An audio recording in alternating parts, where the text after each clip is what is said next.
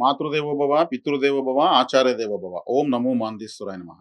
తంత్ర జ్యోతిషం అనేటువంటి ఈ వీడియోలో భాగంగా మనం ఈరోజు ఒక జాతకాన్ని మనము ఈ వీడియోలో ఎక్స్‌ప్లెయిన్ చేయబోతున్నాం. ఎలా ఉంటుంది ఆ జాతకానికి అనేసి.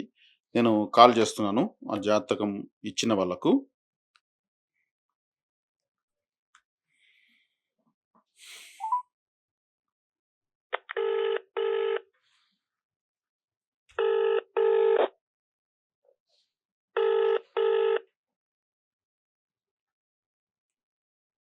హలో.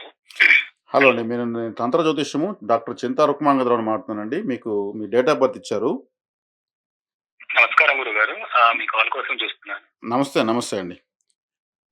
మీకు నేను ఇప్పుడు చెప్పండి. ఎక్స్‌ప్లెయిన్ చేస్తానండి. మీరు రికార్డింగ్ చేసుకోండి. మీ జాతకం, మీ లైఫ్ అంతా ఎలా ఉంటుందో చెప్తాను ఇప్పుడు మీకు. ఓకేనండి గురు. మీరు 1987 జనవరి 11 9 గంటలకు పిఎం కరీంనగర్‌లో ఆదివారం రోజు శుక్లపక్ష ద్వాదశి రోజు రోహిణి నక్షత్రం 3వ పాదము వృషభ రాశి సింహ లగ్నంలో జన్మించారు మీరు. ఓకేనండి. మీరు పుట్టిన రాశి, లగ్నము, తిథి ప్రకారము మీకు లగ్నం నుంచి 6వ స్థానం శూన్యమైంది. ఓకే. 6వ స్థానం అంటే మీకు చేసే సర్వీస్ అంటే మీరు చేసే ఉద్యోగం అని అర్థం అనమాట. మీకు చేసే ఉద్యోగంలో మీరు అనుకున్నంత గ్రోత్ ఉండదు ఒకటి.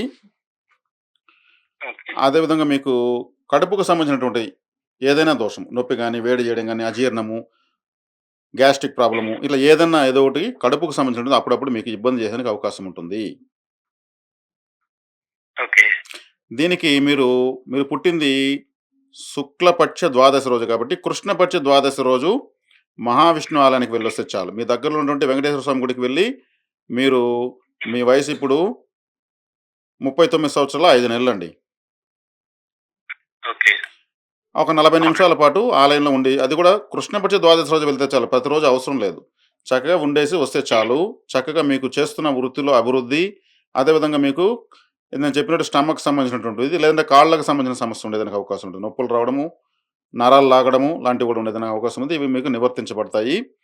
అదేవిధంగా మీరు సింహ లగ్నము, వృషభ రాశిలో జన్మించారు. అంటే స్థిర రాశి, స్థిర లగ్నంలో జన్మించారు. మీ నిర్ణయాలు వెంటనే మారవు. మీరు సొంత నిర్ణయాల్లో బలవంతులు. అంటే ఒకరు చెప్పిన విన్నా గాని, మీ నిర్ణయంలో మీరు వెళ్తారనమాట. అంత మానసిక బలము మీకుంటుంది.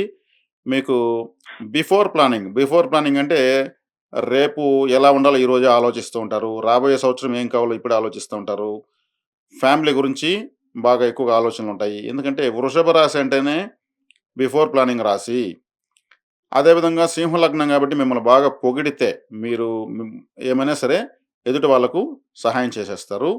అదేవిధంగా లగ్నాన్ని గురువు చూస్తున్నాడండి. గురువు చూస్తే ఏమవుతుంది? గురువు మంచితనాన్ని ఎక్కువ ఇచ్చేస్తాడు. క్యారెక్టర్ ఇచ్చేస్తాడు. దానికి తగినటువంటి హ్మ్. డబ్బులు వస్తున్నారో తర్వాత విషయం. ముందు మీ క్యారెక్టర్ బాగుంటుంది. వ్యక్తిగతంగా బాగా నమ్మదగిన వ్యక్తి అవుతారు మీరు.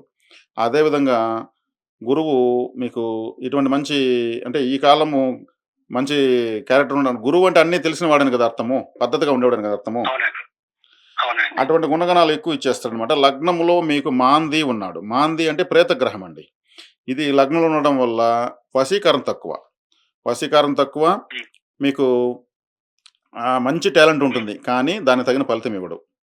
మాంది లగ్నంలో ఉంటే అవునండి. తెలివితేటలకు, టాలెంట్‌కు తక్కువ ఉండదు. కానీ ఫలితమే ఆ టాలెంట్‌కు, తెలివితేటలు తగినంతగా ఉండదు. అది మాంది చేసేటువంటి పని. అదేవిధంగా మీకు ఈ మాంది దోషం పోవాలి, వశీకారం పెరగాలి అంటే మీకు ఉత్తరా నక్షత్రం 1వ పాదంలో మాందేశ్వరుడున్నాడు. ఉత్తరా నక్షత్రం 1వ పాదం ఉన్నప్పుడు మాందేశ్వరానికి వెళ్ళొస్తే సరిపోతుంది. ఈ మాందేశ్వరాలయం ఎక్కడుంది అంటే తిరుపతి దగ్గర. తిరుపతి నుంచి చెన్నైకి వెళ్ళే దారిలో తిరువలంగాడు అనే ఊరుంది. అది అరక్కోణం రైల్వే జంక్షన్ పక్కనే ఉంది. శనివారము ఉత్తరా నక్షత్రం వచ్చినప్పుడు మీరు వెళ్ళొస్తే చాలు. ఆ విగ్రహాన్ని అభిషేకం చేసి మీ పైన నీళ్లు చల్లుతారండి. అదే ఆ దెబ్బతో ఆ దోషం పోతుంది. సింహ లగ్నంలో జన్మించారు కాబట్టి మీరు కులదేవతారాధన కంపల్సరీ చేయాలి. ఎందుకంటే కాలపురుషుడికి 5వ స్థానం సింహం అవుతుంది. కాబట్టి మీరు ఈ లగ్నంలో జన్మించారు కాబట్టి మీరు ఖచ్చితంగా కులదేవతారాధన చేయాలి. మీ కులదేవత ఎవరో తెలుసుకొని మీరు చక్కగా ఆరాధించుకోవాలి. మీ కులదేవతకు చేసే ఆరాధనలు ఏంటో మీ పెద్దవాళ్ళని అడిగి కనుక్కోవాలి. ఓకే గురుగారు. అదేవిధంగా మీకు మీ లగ్నం మఖా నక్షత్రంలో పడింది. మఖా నక్షత్రం 4వ పాదంలో మీ యొక్క లగ్నం పడింది కాబట్టి మీరు గత జన్మలో కూడా ఇప్పుడు ఉన్నటువంటి కుటుంబంలో పుట్టిన వ్యక్తి మీరు. ఓకే. ఇదే కుటుంబంలో మళ్ళీ పుట్టారు. ఎవరో మీ తాతగారో, వాళ్ళ తాతగారో ఎవరో మొత్తం పైన మళ్ళీ పుట్టారు. ఎందుకంటే మఖా నక్షత్రం పితృ నక్షత్రం. సింహ లగ్నము పితృ లగ్నం. ఎందుకంటే రవి లగ్నాధిపతి కాబట్టి. ఓకే. తర్వాత మీకు లగ్నాధిపతి పంచమంలో, పంచమాధిపతి సప్తమంలో ఉన్నారు. మీకు పెండ్లయ్యి పిల్లలు పుట్టిన తర్వాతనే ఇప్పుడు ఉన్నటువంటి స్థితిలో ఉన్నారు. అంతకుముందు మీకు ఇంత స్థితి లేదు. అవునండి. ఎందుకంటే పంచమంలో అంటే పిల్లలు, సప్తమం అంటే భార్య, లగ్నాధిపతి పంచమంలో పిల్లల విన్న విషయంలో ఉన్నాడు. ద్వితీయాధిపతి కూడా పంచమంలో ఉన్నాడు. ద్వితీయ లగ్నాధిపతులు కలిసి పంచమంలో ఉన్నారు. పంచమాధిపతి మళ్ళీ సప్తమంలో ఉన్నాడు. కాబట్టి కుటుంబము అనేది ఏర్పడిన తర్వాతనే మీకు ఇప్పుడున్నటువంటి పొజిషన్ వచ్చింది. అంటే మీకన్నా మీ జాతకం కన్నా వాళ్ళ జాతకమే బావుంది. మీకన్నా వాళ్ళే మంచి జాతకులు అని వస్తా ఉంది. మీ పిల్లలు మంచి స్థాయికి వెళ్తారండి. ఓకే గురు. అదే విధంగా మీకు ఆ! హ్మ్. చెప్పండి. చెప్పండి గురు. వింటున్నాను. ఆ! మీకు ద్వితీయ స్థానంలో కేతువు, అష్టమ స్థానంలో రాహువు, కుజుడు. తర్వాత లగ్నంలో మాంది, పదో ఇంట్లో చంద్రుడు. అంటే రాహుకేతుల మధ్యలో అన్ని గ్రహాలున్నాయి. ఓకే. రాహుకేతుల మధ్యలో అన్ని గ్రహాలుంటే ఏమవుతుంది? వాళ్ళిద్దరిని దాటి ఫలితాలు గ్రహాలు ఇవ్వలేవు. ఎందుకంటే ఇక్కడ రాహు వైపుకి అన్ని గ్రహాలొస్తున్నాయి. కేతు వైపుకి ఏమి రావడం లేదు. రాహువు ఇలా కిందకి దిగుతున్నాడు. కుజుడు, గురువు, రవి, బుధ అనేసి. కాబట్టి ఏమవుతుందంటే, మీ అంచనాలు మీరు అనుకున్న విధంగా కాకపోవడానికితోనే డిస్టర్బ్ అవుతుంటారు. మీకేదన్నా ఉన్నా మీ ఇంట్లో, మీ ఫ్యామిలీ వాళ్ళ బలంతోనే ముందుకెళ్తున్నారని చెప్పొచ్చు. ఓకే. అదే విధంగా మీకు ఆ! చెప్పండి. అంటే ఏదన్నా చేయడానికి ఇంట్లో ఇంట్లో వాళ్ళ పేరు మీద గాని అలా చేయడం మంచిదంటారా? అంతేనండి. మీ పేరుతో ఏమి చేయకూడదు. చేశారంటే ఏముండదు. చేసినంత వరకే. చెప్పుకోవడానికి ఉంటుందంతే. ఇంట్లో వాళ్ళ పేరుతో చేసుకోవచ్చు. ఇంట్లో వాళ్ళ బలం బావుంది. అదే విధంగా ఓకే. మీకొచ్చేకాడికి రాహుకేతుల మధ్యలోనే అన్ని గ్రహాలున్నాయి కాబట్టి కాలసర్ప దోషం అనేది యాక్టివేట్ అయింది. ఆ రాహుగ్రస్త కాలసర్ప దోషము. కాబట్టి మీరేం చేయాలంటే సర్పాలకు పూజ చేయడము, సర్పాలకు ప్రదర్శన సర్ప విగ్రహాలు ప్రతిష్ఠించడము, అభిషేకం చేయడము, ప్రదక్షిణ చేయడం చేయకూడదు. సర్ప శ్లోకాలు, కవచాల స్తోత్రాలు చదవకూడదు. మీరేం చేయాలంటే గరుడ గరుడ ఆరాధన చేయాలి. గరుత్మంతుడు వారు ఆ యొక్క ఆరాధన ఎక్కువ చేయాలి. అంటే మహావిష్ణువు యొక్క ఆలయంలో ఉంటుంది గరుత్మంతుడి విగ్రహం. అవునండి. ఆయన ఆభరణాలే సర్పాలు. ఆయన ఆహారమే సర్పాలు. కాబట్టి మీరు దోషానికి పూజ చేయకుండా, ఆ దోషాన్ని నివర్తించే దేవుడి దగ్గరికెళ్తే దోషం నివర్తించబడుతుంది. కాబట్టి మీరు గరుడ ఆరాధన. ఆకాశంలో గద్ద కనిపిస్తే నమస్కారం చేసుకోవచ్చు. అదేవిధంగా మీరు గరుడ సింబల్ ఉన్నటువంటి డాలర్ గాని, ఉంగరం గాని, టాటూ గాని వేసుకోవచ్చు. ఓకేనండి. ఇంట్లో మీరు గద్ద ఉన్నటువంటి ఫోటో, పెద్ద ఫోటో హాల్‌లో పెట్టుకోవచ్చు. ఓకే. తిరుమలలో గరుడ సేవ జరిగినప్పుడు పార్టిసిపేట్ చేసి రావచ్చు. చాలా మంచిది. ఓకేనండి. అదే విధంగా మీకు ఆహ్, గరుడ కవచము, గరుడ మాల మహామంత్రము, గరుడ గాయత్రి మంత్రము, గరుడ పంచాక్షరి మంత్రం లాంటి మంత్రాలు చదువుకోవచ్చు. ఓకే. మీకు కాలసర్ప దోషం పని చెయ్యదు. పని చేయకపోగా మీరు ఇప్పటికన్నా ఇంకా బాగా డెవలప్ అవుతారు. గద్ద అంటే ఆకాశంలో ఎగురుతుంది గదా! పక్షులకు రాజు గదా! అవునండి. కాబట్టి అవును. చక్కగా ఈ ఆరాధన మీకు చేసుకోవచ్చు. సరిపోతుంది. తరువాత మీకు మీ జాతకంలో మీరు బాలువ కరణంలో జన్మించారండి. బాలువ కరణంలో జన్మిస్తే మీ కరణ దేవత దుర్గాదేవి.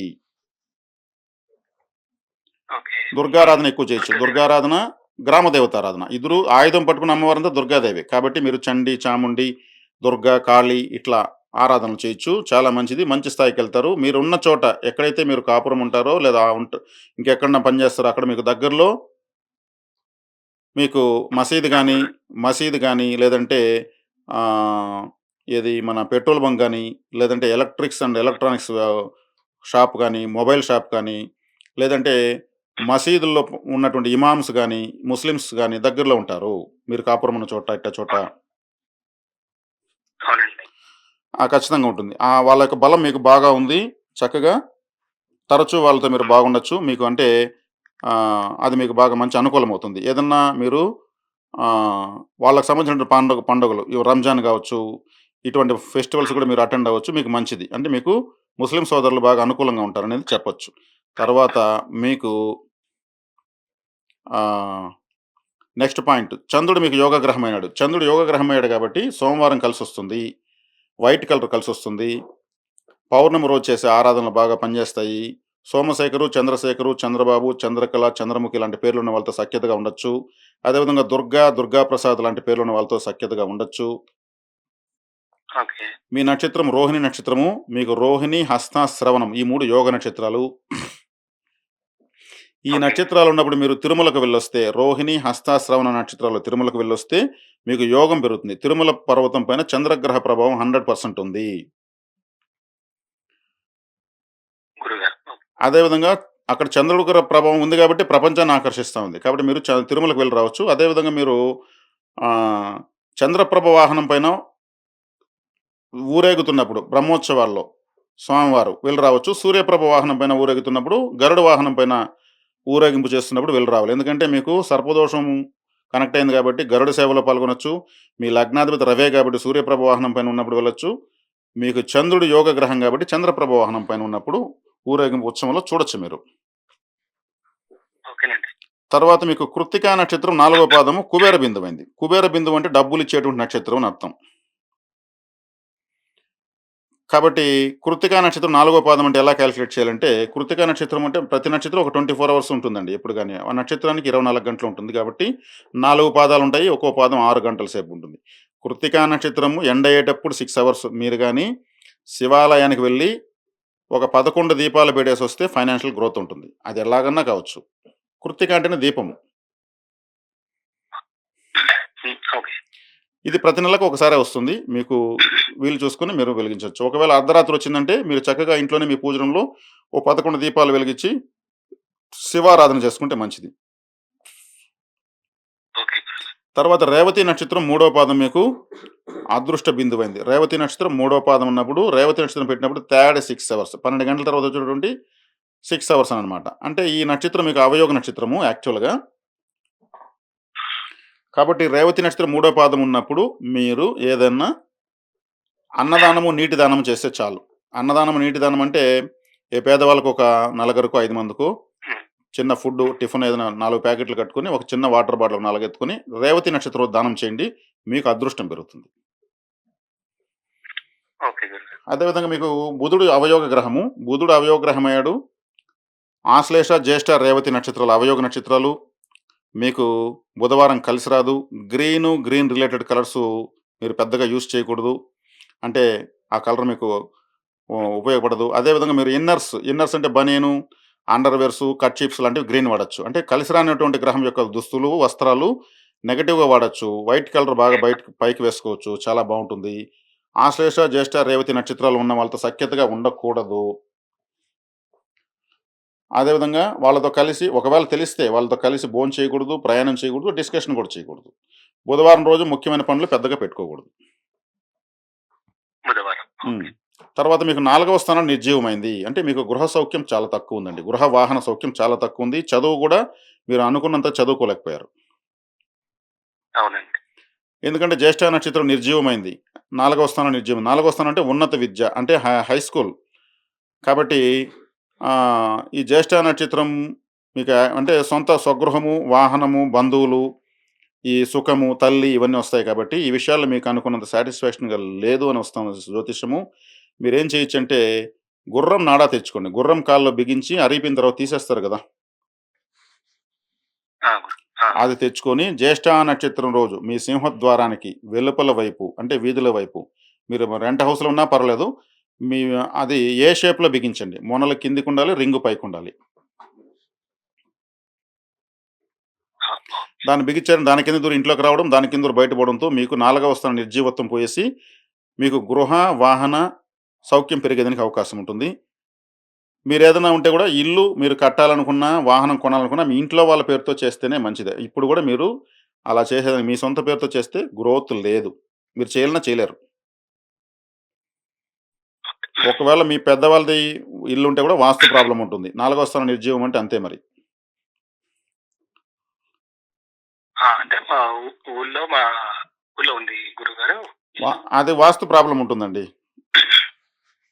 అవును. కొంచెం వాస్తు ప్రకారంగా లేదంటారు. హ్మ్. అవునవును. అది ఖచ్చితంగా ఉంటుంది. కాబట్టి మీరు ఎక్కడున్నా సరే మీకు మీకు స్వగృహ యోగం లేదు. ఒకవేళ ఉన్నా అది మీకు కలిసి రాదు. అది జాతకం. మీ పిల్లలకు మీ భార్య పేరుతో బావుంటుంది. మీకు శివాలయానికి వెళ్ళి రావాలి. జ్యేష్ఠ నక్షత్రం రోజు శివాలయానికి వెళ్ళొస్తే, ఇప్పుడు మీకు ఉన్నంతలో గూడా ఇంకా బాగా మంచి ఇంట్లోకి వెళ్లి మీరు ఉండేదానికి అవకాశం ఉంటుంది. అదే విధంగా మీకు ఆహ్, శివాలయానికి మీరు జ్యేష్ఠ నక్షత్రం రోజు ఒక 2 ఇటుకరాళ్ళు అంటే ఇల్లు కట్టే ఇటుకరాళ్ళు ఒక 2 తీసుకెళ్ళి శివలింగం పైన పెట్టి లేదా ముందర పెట్టి పూజ చేసి తెచ్చుకోండి. పంతులు అడిగితే చెప్పండి, "అయ్యా మాకు ఇల్లు కట్టుకోవాలండి. మాకు శివుడి ముందర మొట్టమొదటిసారి ఇటుకలు పెట్టి పూజ చేసి ఆ ఇటుకలతో ఇల్లు కట్టడం స్టార్ట్ చేయమన్నారు" అంటే వాళ్ళు కూడా సంతోషంగా చేసిస్తారు. "ఎత్తుకొని పో బాబు ఇల్లు కట్టుకుంటారు." ఓకే ఆ గురుగారు. ఇటుకలు మీ పూజ రూమ్‌లో పెట్టుకోండి. ఎందుకంటే నాలుగో స్థానం నిర్జీవమైంది కాబట్టి ఇల్లు కట్టే ఇటుకలతోనే శివుని ముందర జ్యేష్ఠ నక్షత్రం రోజు మీరు పూజ చేసి తెచ్చుకోవడం మీకు గృహ సౌఖ్యం పెరుగుతుంది. ఓకే గురుగారు. తర్వాత మీకు మూలా నక్షత్రము, దురదృష్ట నక్షత్రం. మూలా నక్షత్రం మూడో పాదం దురదృష్ట నక్షత్రమైంది. మూలా నక్షత్రం అంటే ఆంజనేయ స్వామి. ఆంజనేయ స్వామి ఆరాధన మీరు చేయకూడదు. సింధూరం కలర్ కలిసి రాదు. సింధూరం అంటే కాషాయం రంగు మీకు కలిసి రాదు. సింధూరం బొట్టు మీరు పెట్టకూడదు. కాషాయం రంగులో ఉన్నటువంటి ఫుడ్ మీరు తినకూడదు. క్యారెట్టు, ఆరెంజెస్ తర్వాతొచ్చి మీకు ఆరెంజ్ కలర్‌లో ఉండే జాంగరీలు, కేసర్ లాంటివి పెద్దగా తినకూడదు. ఓకే గురు. అదేవిధంగా మూలా నక్షత్రం అంటే జామకాయలండి. జామకాయలు కూడా మీరు పెద్దగా తీసుకోకూడదు. తీసుకోకుండా ఉండలేము. సింపుల్‌గా తీసుకోండి. హాట్ ఫేవరెట్ ఫుడ్‌లాగా తీసుకోవాల్సిన అవసరం లేదు. ఆరుద్ర నక్షత్రం రోజు మీరు శివాలయానికి వెళ్లి, ఆరుద్ర నక్షత్రం 27 రోజులకోసారి వస్తాయి ఏ నక్షత్రమైనా. ఆరుద్ర నక్షత్రం రోజు అరటి పండ్ల మాల అంటే 5 అరటి పండ్లు గాని, 7 గాని అరటి పండ్లు దారంతో మీరు తెల్లని నూలుతో కట్టుకొని దండలాగా చేసుకొని శివలింగానికి ధరింపజేసి, శివలింగం మెడలో అరటి పండ్ల మాల వేసి నమస్కారం చేసుకుంటే మీ జీవితంలో ఉన్నటువంటి దురదృష్టం మొత్తం నశించిపోతుంది. బర్న్ అయిపోతుంది. ఓకే గురుగారు. ఆరుద్ర అంటే అరటిపండు. కాబట్టి ఆరుద్ర నక్షత్రం శివుడిది, నటరాజ స్వామిది. కాబట్టి మీరు చక్కగా వెళ్లి ఆరాధించి రావచ్చు. మీ దురదృష్టం నశిస్తా ఉంటుంది. గురు మహర్దశలో చంద్రభుక్తి నడుస్తా ఉంది మీకు. గురువు మీకు పూర్వభాద్ర నక్షత్రంలో ఉన్నాడు. చంద్రుడు మీకు రోహిణి నక్షత్రంలో ఉన్నాడు. పూర్వభాద్ర నక్షత్రం మీకు అనుకూల నక్షత్రం కాదు. ఇది వ్యతిరేకంగా ఉంది ఈ నక్షత్రము. కాబట్టి మీకు నేను కొన్ని టెంపుల్స్ చెప్తాను. ఈ టెంపుల్స్‌కి నేను చెప్పినప్పుడు వెళ్ళండి చాలు. సంవత్సరంలో ఒక్కసారి వెళ్తే కూడా చాలు. కనీసంలో ఒకసారైనా వెళ్లి రావాలి.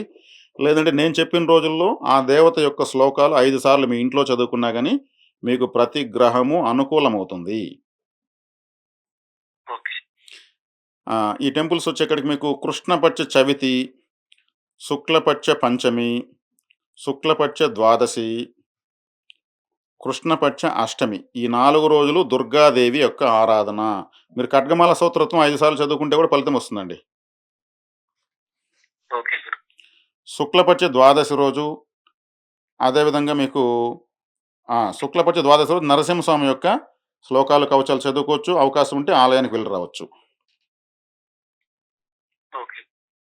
తర్వాత మీకు శుక్లపక్ష షష్ఠి, కృష్ణపక్ష పంచమి. ఈ 2 రోజులు జ్యేష్ఠాదేవి ఆరాధన. జ్యేష్ఠాదేవికి ఆలయాలు చాలా తక్కువున్నాయి. కంచిలో ఉంది తమిళనాడులో. అదేవిధంగా ఉత్తరాఖండ్‌లో ఉంది. ఇంకా వేరే చోట్ల విజయవాడ కనకదుర్గమ్మ ఆలయం కింద, కొండ కింద ప్రత్యేక శనేశ్వర ఆలయంలో ఉంది. కానీ మీరు వెళ్లి రావాలంటే కొంచెం మీకు శ్రమగా ఉంటే నేను జ్యేష్ఠ గాయత్రి మంత్రం చెప్తాను. ఆ జ్యేష్ఠ గాయత్రి మంత్రాన్ని మీరు ఓపికగా ఒక కనీసం 16 సార్లు లేదా 108 సార్లు చెప్పుకుంటే చాలా మంచిది. రక్త జ్యేష్ఠాయ విద్మహే నీల జ్యేష్ఠాయ ధీమహి తన్నో జ్యేష్ఠః ప్రచోదయాత్ అనేటువంటి జ్యేష్ఠ గాయత్రి మంత్రం మీరు చదువుకుంటే చాలా అద్భుతంగా ఉంటుంది మీకు. ఓకే గురుగారు. తర్వాత మీకు అమావాస్య రోజు శ్రీకాళహస్తి సంవత్సరంలో కనీసం ఒక్కసారైనా వెళ్ళి రావాలా. అమావాస్య రోజు వెళ్ళి స్వామి, అమ్మవారిని దర్శించుకొని చక్కగా మీరు ఆడ సర్పదోష పూజ చేయకూడదు. ఆ పూజకయ్యే డబ్బులు కంపల్సరీ ఆ హుండీలో వేయాలి. ఆలయానికి మనం ఉపయోగపడాలి కాబట్టి వెళ్ళొస్తే చాలా మంచిది. తర్వాత మీకు కృష్ణపక్ష ద్వాదశి రోజు వరాహస్వామి మీకు సికింద్రాబాద్ ప్యాట్నీ సెంటర్‌లో ఉంది ఆలయం.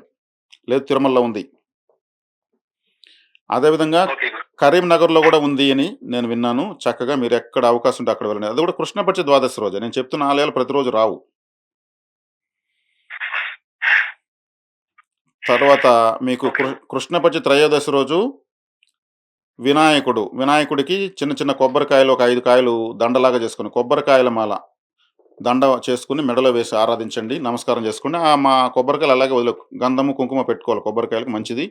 అదేవిధంగా చివరి టెంపుల్ మీకు మీ జాతకంలో చివరి టెంపుల్ శుక్లపక్ష అష్టమి రోజు సుబ్రహ్మణ్య ఆరాధన. ఓకే గురుగారు. సుబ్రహ్మణ్య స్వామి యొక్క భుజంగ స్తోత్రము, అష్టకము లేదా ఏదైనా సరే చదువుకోవచ్చు. ఒక 6 సార్లు చదువుకోవచ్చు. ఇది మీకు టెంపుల్స్ అండి. ఈ టెంపుల్స్ మీరు వెళ్తూ ఉంటే జ్యోతిష్యం మీకింక అవసరం లేదు. ఓకే. ఈ టెంపుల్సే తిరుగుతుంటే మీకు ప్రతి దశ, భుక్తి అన్నీ మీకు అనుకూలంగా మారుతుంటాయి. చెడు జరగడం ఆగిపోతుంది. ఓకే గురుగారు. తర్వాత మీకు నేను వైనాశిక నక్షత్రం చెప్తాను. వైనాశికం అంటే వినాశనాన్ని కలిగించే నక్షత్రము. మీ జాతకరీత్యా వినాశాన్ని కలిగించే నక్షత్రము హస్తా నక్షత్రం 1 పాదము. హ్మ్. ఈ హస్తా నక్షత్రం ప్రారంభమైన స్టార్టింగ్ 6 అవర్స్. ఈ టైంలో మీరేదైనా హెల్త్ చెకప్ చేసుకోవాలి. ఆరోగ్యంగా ఉంటే కూడా చేసుకోవాలి. ఓకే గురు. ఆరోగ్యంగా అంటే మీరేం చేయొచ్చు, బీపీ చెక్ చేసుకోవచ్చు, హార్ట్ బీట్ చెక్ చేసుకోవచ్చు, బరువు చెక్ చేసుకోవచ్చు. ఏదో ఒకటి హాస్పిటల్‌కెళ్ళి 5 నిమిషాలు కూర్చొని రావచ్చు. మీకు ఫ్యూచర్‌లో అనారోగ్యాలు నశించిపోతాయి. ఓకే గురు. అంటే ఏదో అనారోగ్యం చేసేసి హాస్పిటల్‌కి పోయి 5,000, 10,000 ఖర్చు పెట్టే పరిస్థితి ఉండదు. మీరు ఆరోగ్యంగా ఉన్నప్పుడే ఈ హస్త 1 పాదంలో ఏదో ఒక ట్రీట్మెంట్ చేసుకోవడం వల్ల. ఓకేనండి. అలాగే హస్త నక్షత్రం 1 పాదం ఉన్నప్పుడు మీరేదైనా అప్పులుంటే కట్టొచ్చు. అప్పులు అంటే మీరు కరెంట్ ఛార్జీతో సహా మీ ఇంటి రెంటో, కరెంట్ ఛార్జీనో, ఎదురుగా ప్రొవిజన్ స్టోర్‌లో ఇవ్వాల్సిందో ఏదో ఒకటి ఆ టైంలో ఎంతో కొంత రూ. 10 ఫోన్‌పే చేయాలి. ఓకే. అలా చేస్తూ వస్తే తొందరగా అప్పులు నశించిపోతాయి. ఓకే గురు. తర్వాత హస్తా నక్షత్రం 1 పాదం ఉన్నప్పుడు దుర్గాదేవి పూజ చేసి శత్రువుల పేర్లు చెప్తే శత్రునాశనం. ఓకే గురుగారు. శత్రువుల పేర్లు ఎలా చెప్పాలి? ప్రత్యక్ష, పరోక్ష, అనుకూల, ప్రతికూల, రహస్య శత్రువులందరూ నశించాలి. నా వ్యతిరేక పరిస్థితులు నశించిపోవాలి అని చెప్పాలి. ఓకే గురుగారు. వ్యతిరేక పరిస్థితులు అంటే బ్యాడ్ టైమ్ అని అర్థం. కాబట్టి ఇప్పుడు ఈ టైంలో మీరు మంచి పనులు చేయకూడదు. చేస్తే అవి కూడా చెడిపోతాయి. హ్మ్. ఓకే. అంటే ఏం చేస్తే అదంతా చెడిపోతుంది కాబట్టి అది వైనాశికం, వినాశం సమయం కాబట్టి మీరు మిమ్మల్ని బాధపెట్టే పనులే చేయాలి. హ్మ్. నాకెవరు శత్రువులు లేరండి అనుకుంటే మీరు చేయడం వల్ల శత్రువులు నశించాలని మీకు ఫ్యూచర్‌లో శత్రువులు రారు. హ్మ్. నాకే అనారోగ్యం లేదండి అంటే మీరు ఇప్పుడు చక్కగా చూసుకోవడం వల్ల ఫ్యూచర్‌లో వయసురీత్యా వచ్చే అనారోగ్యాలు మిమ్మల్ని పెద్దగా బాధించవు. ఓకే. ఇది చక్కగా మీకు సూచనలు, సలహాలు, జాగ్రత్తలు వీటిని పాటించుకోవడం వల్ల మీ జీవితంలో మీకు ఇతరత్రా ఇంకేమీ అవసరం లేదు. ఇక్కడ నవరత్నాలు చెప్పలేదు, హోమాలు చెప్పలేదు, యంత్రాలు చెప్పలేదు, రూ. 1,00,000 పూజలు చెప్పలేదు. చక్కగా మిమ్మల్ని మీరెలా ఉద్ధరింప చేసుకోవాలో దైవ శక్తితో చెప్పడం జరిగింది. ఇది ఒక దైవికమైన థెరపీ. దీన్ని మీరు తూచా తప్పకుండా అమలు చేసుకుంటే మీకు అన్ని గ్రహాలు అనుకూలంగా మారతాయి. ఓకే గురుగారు. ఇప్పుడు మీకేదైనా డౌట్లుంటే అడగొచ్చు. అదే అంటే ఏ సంవత్సరంలో నాకు అంటే ఇల్లు యోగం హ్మ్. అనేది నాకు కొంచెం తెలుసుకోవాలనుకుంటున్నాను. అంటే మీకిక్కడ 4వ స్థానం నిర్జీవమైంది. నిర్జీవమైన తర్వాత గృహయోగం కోసం మీ జాతకరీత్యా మీకు గృహయోగం లేదు. మీ పిల్లలు వల్లనే ఉంది. హ్మ్. కాబట్టి మీరిప్పుడేం జేయాలంటే, ఈ ఇటుకలు తెచ్చి మీరు పూజ చేసి ఇంట్లో పెట్టుకుంటారు కదా! కాబట్టి ఇక్కడ మీకేమవుతుందంటే, ఇప్పుడున్న ఇంటికన్నా మంచి ఇంట్లోకి మీరు వెళ్ళగలరు. ఆ ఇంట్లో ప్రశాంతంగా ఉండగలరు. హ్మ్. అటువంటి సౌఖ్యాలు కలుగుతాయి. స్వగృహ యోగం అంటే ఈరోజు ఎగ్జాంపుల్ చెప్తా. హైదరాబాద్‌లో ఒక ఇల్లు కట్టుకోవాలి అంటే 2,00,00,000 కావాలి. అవునండి. ఫ్లాట్ కొని దానికి తగిన విధంగా కట్టుకోవాలంటే. ఇప్పుడు నేను మీకు గృహయోగం ఉంది అండి అంటే, మీకు 2,00,00,000 ఎవరిస్తారు? నేనిస్తానా? ఇవ్వను కదా! అదే మీకు గృహయోగం ఉంటే గృహయోగం ఉంటే మీకు ఆ 2,00,00,000 కాదు 10,00,00,000 వచ్చుంటుంది. ఈడ ఏ స్థానం నిర్జీవం అవుతుందో దానికి సంబంధించింది నిర్జీవం అంటే ప్రాణం లేదు. ఎక్స్‌పైర్ అయిపోయిందని అర్థం. గత జన్మలో మీకు అది రాలేదు జాతకంలో. మీ పిల్లల జాతకంలో ఉంది మళ్ళీ. కానీ వాళ్ళు పెద్దవాళ్ళు కావాలి గదా! ఓకే. వాళ్ళు అంటే మా ఇప్పుడు మిసెస్ పేరు మీద తీసుకోవచ్చు. తీసుకోవచ్చు. ఆమె ఏం పేరు చేసినా మీద మీరేం చేసినా వాళ్ళకి చెప్పి చేయండి.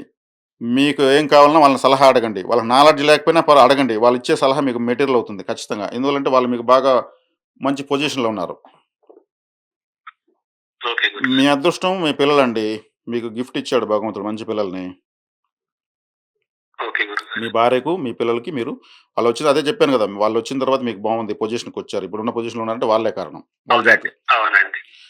కాబట్టి ఇల్లు గూడా అంతే. కాబట్టి మీరు ఆ ఇటుకలు తెచ్చిపెట్టుకోవాలి. అది కూడా జ్యేష్ఠ నక్షత్రం రోజు మీరు పూజించి తెచ్చుకోవాలి. హ్మ్. ఇప్పుడు నేను ఓకే. చెప్పినటువంటి విషయాల్లో మీకేమన్నా డౌట్‌లు గాని ఏమైనా ఉన్నాయా? అంటే మిస్టేక్‌గా ఏమైనా చెప్పానా? నేను ఒకసారి రీచెకప్ చేస్తున్నా. లేదు గురుగారు. అన్ని కరెక్ట్ గానే చెప్పారు. మంచిది. ధన్యవాదాలు. ఇంకేమైనా ఉందా డౌట్ మీకు? లేదండి. అన్నీ ఆ! ఓకే. ఒకటికి 2 సార్లు మీరు రికార్డింగ్ చేసుకున్నారు కాబట్టి వినండి. పరిహార చార్ట్ రాసుకోండి. ఈ రికార్డింగ్ లైఫ్ టైమ్ పెట్టుకోండి. ఇంతకు మించి ఇంకెక్కడ మీరు జ్యోతిష్యం కోసం, దానికోసం, దీనికోసం టైం వేస్ట్ చేసుకోవద్దండి. ఇదే సరిపోతుంది మీకు. ఓకే గురుగారు. ధన్యవాదాలు. మంచిదండి. సంతోషం. సంతోషం. ఇది ఇప్పటి వరకు మీరు చూసినటువంటి తంత్ర జ్యోతిష విధానంలో జ్యోతిష్యంలో జాతకాన్ని ఎలా వివరిస్తామో, వాళ్ళకి ఉన్న ప్రతి పాయింటు ఎక్స్‌ప్లెయిన్ జరగడం జరుగుతుంది. అనాలిసిస్ ఉంటుంది. ప్రతి పాయింట్‌కి అనాలిసిస్ ఉంటుంది. ఇప్పుడు మేము మీ డౌట్‌లేంది అని ముందుగా అడగము. మీ సమస్య ఏందని ముందుగా అడగము. ఎందుకంటే మీరు చెప్పేసిన తర్వాత మళ్ళీ మేము చెప్పేదేముంటుంది? కాబట్టి ముందుగా మేమే మీకు ఎక్స్‌ప్లెయిన్ చేస్తాం. ఏ ఏ స్థానం వీక్ అయింది? ఏ స్థానం బలంగా ఉంది? మీకు ఏ పాయింట్ పట్టుకుంటే మీకు ముందుకు వెళ్ళగలుగుతారు. ఏ దేవతను ఏ రోజు వెళ్ళాలి? ఎలా ఆరాధించాలి? పరిహారాలు అన్నీ గూడా మీకు ఇలా తెలియజేయడం జరుగుతుంది. అతి సులభమైనటువంటి విధానాలే ఉంటాయి. మీకు మీరు చేసుకునేటువంటి విధానాలుంటాయి. కాబట్టి ఇప్పుడు నేను ఆలయ పరిహారాలని ఇప్పుడు చెప్పిన జాతకంలో చెప్పాను. ఆలయ పరిహారాలంటే ప్రతిరోజు ఆలయానికి వెళ్ళాలంటే జీవితం ఆలయాలకు వెళ్ళేదని చాలదు. మీ జాతకరీత్యా అనుమతున్న ఆలయాలకు ఎప్పుడు వెళ్ళాలి అని చెప్పాం. నేను చెప్పిన తిథులు, పక్షాలు, నక్షత్రాలు ప్రతి నెల వస్తాయి. ఈ మాసం వెళ్ళకపోయినా రేపు మాసం వెళ్ళొచ్చు. లైఫ్ టైమ్ వస్తుంటాయి కాబట్టి. కాబట్టి అత్యంత సులభతరమైనటువంటి జ్యోతిష్య విధానము, ఖచ్చితమైనటువంటి ఫలితాలను, పరిహారాలను సూచించడం జ్యోతిష విధానము, తంత్ర జ్యోతిష విధానం. చక్కగా మీరు మీ జాతకాన్ని చూపించుకోవాలనుకుంటే, మీరు క్రింది నంబర్‌లకు ఫోను చేసి, మీ డీటెయిల్స్ ఇచ్చి, మీరు కూడా రికార్డింగ్ చేసుకోవచ్చు చక్కగా. కాబట్టి ఇది మీకు ఆహ్, మా యొక్క జ్యోతిష విధానంలో తెలియజేసినందుకు. ఈ వీడియో మీకు నచ్చిందనుకుంటున్నాను. మీరు లైకు, షేరు, సబ్‌స్క్రైబ్ ద్వారా మీ యొక్క ఆశీర్వాదాన్ని అందిస్తారని ఆశిస్తున్నాను. శుభం.